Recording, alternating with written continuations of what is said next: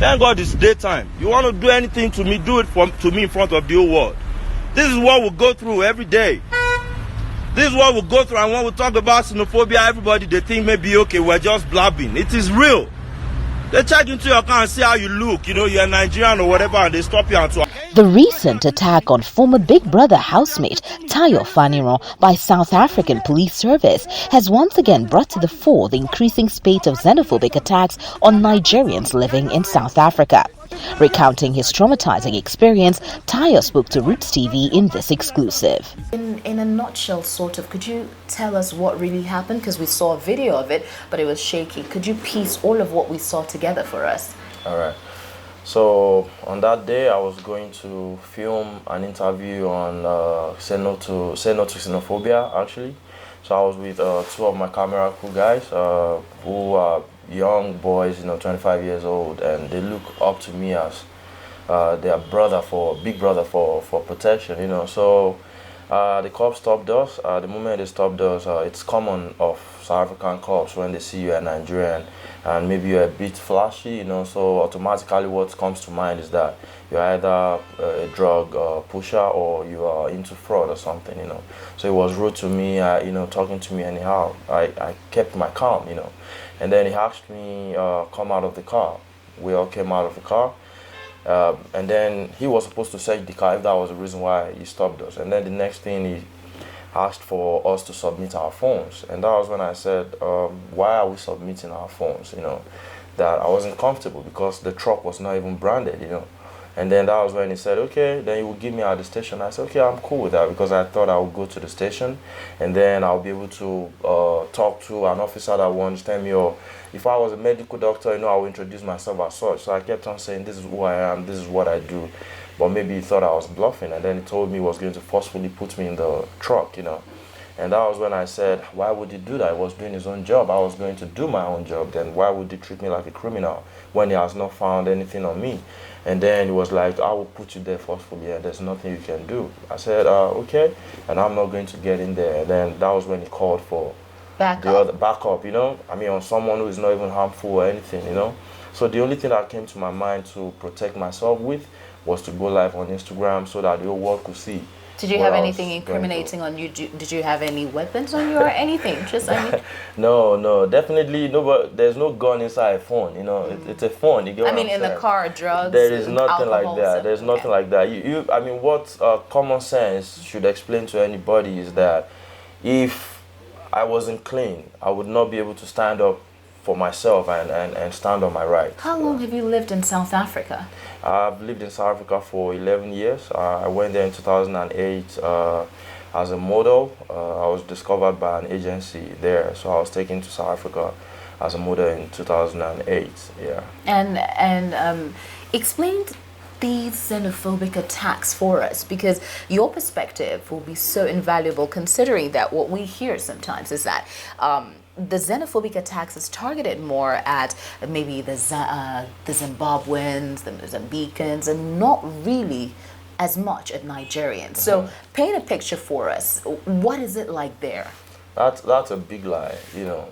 Xenophobia on foreigners, you know, in their own context, you know, when they talk about foreigners, they put all of us together. So whether you're from Somalia or whatever, any other African country you're from. I mean, in South Africa, they have South African Indians. You know, I mean, it's even easier for them to show love to Indians than their own fellow black African people, you know what I mean? And so the attacks are always on any foreign national, but mostly on Nigerians, because, you know, Nigerians, we have a personality that I would say is a bit outstanding. Also, Nigerians, our vibration is different. You know, we're kind of, you know, louder, and we have a presence, you know, and also in terms of population. So definitely I can assure you that the numbers of foreign nationals from other countries of Africa cannot be compared to that of the South Africans, and I mean the Nigerians in South Africa, you know. So when they even see maybe someone from Congo or from Ghana and the attacks happen or they get rude to you or whatever, in their mind, they call all of us Nigerians sometimes. Even. Interesting. Yeah. So beyond the physical attacks, what other forms of discrimination do non-South African blacks encounter in South Africa? Verbal abuse. You know, they have different names for us. They call us Quere Quere or Ama 99. You know, you know, and it's ugly. You know, you can go to a store and the person, you know, behind the counter doesn't like you. You can be, if you have a South African woman, you know, you can be in the car with your woman or maybe your girlfriend, and then the cops, when they stop you, they will telling her right in front of you, what are you doing with these people? You know, what are you doing with this? You know, with this. You know, sometimes they even use words like dirty Nigerians and stuff like that, and this is ego bruising and heartbreaking. You get what I mean? You know, so. Ah man, it's it's deep, yeah. You know, there are also reports. I've done a lot of reports on xenophobic attacks on Nigerians in South Africa, and there have been other reports that a significant number of Nigerians are being killed in South Africa by other Nigerians. Example, those who are fighting turf wars, drug lords, and all of that. I mean, you remember the example of what happened in Ozobel in Anambra State, where a fight in South Africa came all the way to Nigeria. So, what is the situation there? Are they instances? Well, they are instances, we know, but rated for us. Is it happening? How prevalent is it? And could some of these attacks, which we call xenophobic attacks, be actually Nigerians hurting Nigerians in South Africa? You know, you see that may be happening, but what I know definitely is that Nigerians mostly, we just love to live life. We love to live good life, you know what I mean? And I don't think we find joy in killing each other, you know what I mean? I can tell you, at least like 95% of Nigerians in South Africa don't want to die, you know. Even in Nigeria, you know, Nigeria is rated one of the happiest people in the world, you know, because despite the challenges we face, you know, we're still happy, you know, we're happy people. People don't commit suicide, you know. Do you understand what I mean? We want to live life, you know. So I would like to disagree with that Nigerians are killing Nigerians. There might have been maybe one or two incidents like that happened, but it's not rampant, and definitely it's not something publicly accepted or that even by Nigerians we know of. Yeah. You have been living in South Africa for 11 years, like you said. Yeah. And you just told me that you were going for a shoot on Say No to Xenophobia. Yeah. So no. Okay. Yeah, finish. Yeah. Is there a possibility that all this could be a publicity stunt? I mean, you've been there for 11 years. You've never said anything, done anything. I'm sure you must have been attacked once or twice. You never brought it to the fore. Why this time you did this video and very close to a campaign you're working on? Could this be a publicity stunt? Not to hurt your feelings, but I have to ask these questions. I like the question because on social media, you know, I've seen comments like that. There was a commercial that I did for a soccer fantasy company, LXG, that was released just like 2 days after the incidents, and some people were just commenting on like Instablog and all that, they did this, they did that. If anybody knows of South African police very well and xenophobic attacks, you would know that you cannot put yourself through that risk. I'm standing here today, the reason why, you know, things are still subtle is because I didn't die, you get what I mean, or maybe seriously injured, like maybe losing parts of my body or something. But many people have died and they did not go through half of what I went through. I was beaten. After that video went down, I was beaten. I mean, you can see I've got this scar, I've got this, you know, I have some bruises on my face as well. They're just disappearing because I've been receiving treatments, you know. So definitely there is nothing like a publicity stunt. God ordained that incident to happen, and it also made me go through paying that sacrifice without losing my life to it, so that I can still be here today to tell the story. The Nigerian Association of, the National Association of Nigerian Students gave South African companies in Nigeria a 7-day ultimatum to leave. Yeah. This follows what you went through and a lot of widespread reports of xenophobic attacks on Nigerians. What do you think about that move? Do you think it's going to make any difference, or it's going to solve the problem in South Africa? Deep down in my heart, I like the vibration of the National Association of the Nigerian Students. I like their vibration, you know, because that message is needed. These companies like MultiChoice, MTN and ShopRite have been too,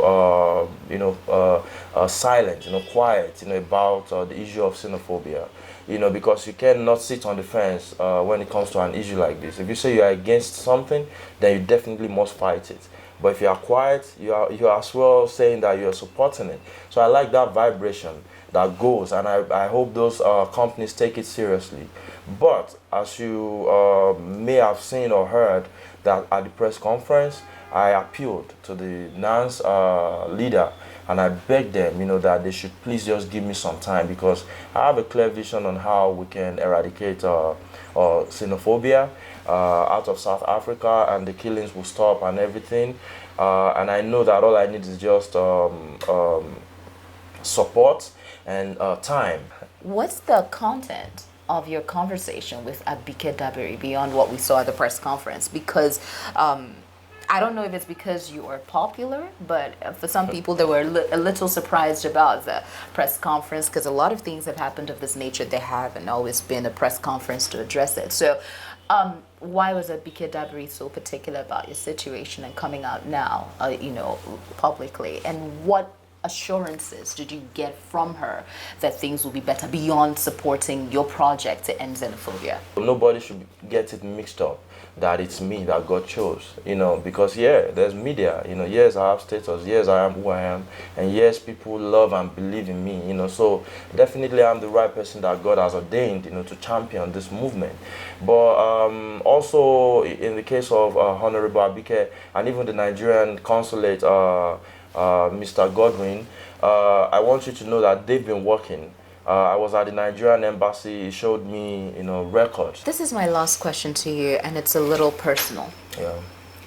You have a son who's both Nigerian and South African. 2 sons. You have 2 sons? 2 sons, yeah. Both Nigerian and South Africans. Yeah. So they're both the oppressor and the oppressed.